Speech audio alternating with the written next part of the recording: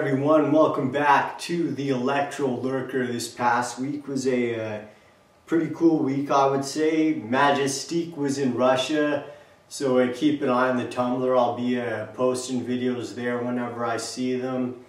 Also in Italy, in Romagna, there was a tournament, and Trostel, Milky Way Trostel from YouTube, he actually placed second. So definitely, if you have Trostel on YouTube, congratulate him. That was pretty sick. He did Milky Way the whole time, didn't sell out or anything, got second place. And now in terms of videos, there was a Venom compilation, Venom from MVP.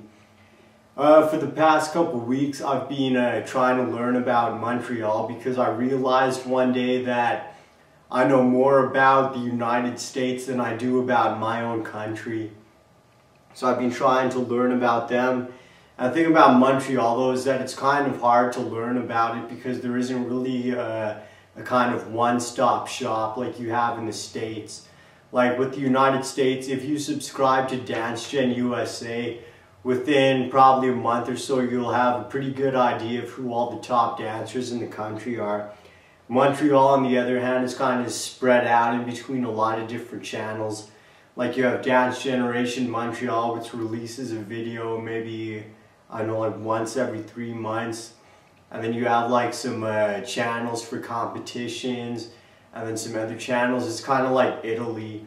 With Italy, it's all spread out between like a lot of different channels.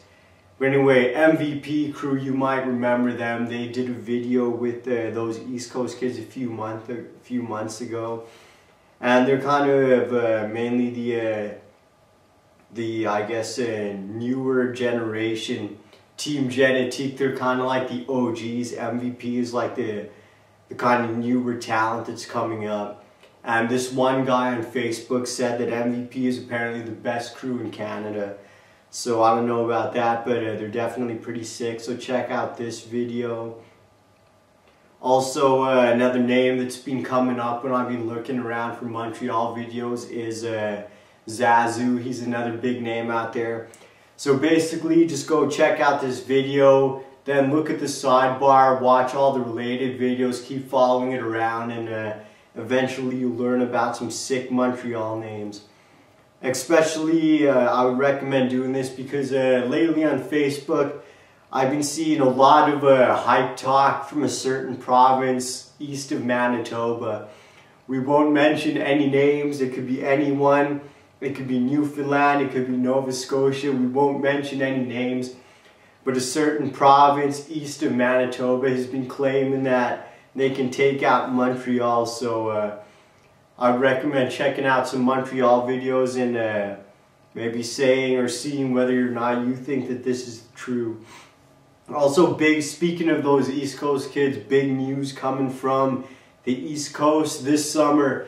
Expect to see the East Coast kids teaming up with members from both the Ukraine and Italy.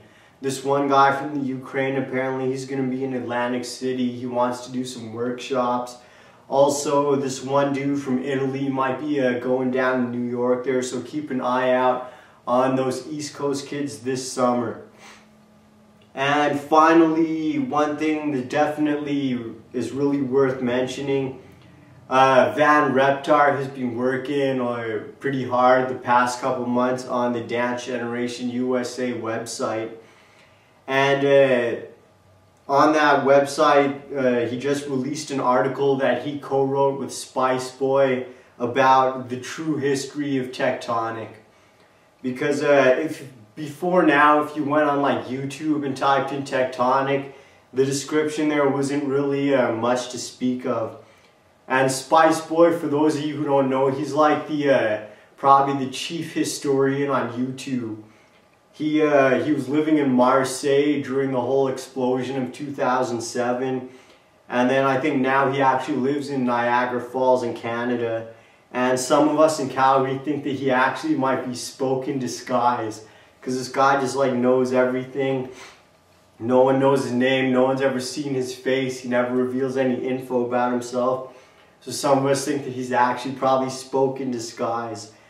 So also one thing I want to add to this article, is that in this article they say that Tectonic imposed the Mohawk hairstyle on people that would come to Metropolis. And one time I was talking to Spice Boy, and Spice Boy actually said that this kind of imposition of the Mohawk, this was designed to keep out black people. And it makes sense if you think about it, because black people can't really emulate that hairstyle like the Euro mullet. Actually, one time I saw this Fredu video, and what poor old Fredu had to do is he had to grow dreadlocks in the back. So he had like a dreadlocked Euro mullet. This poor guy.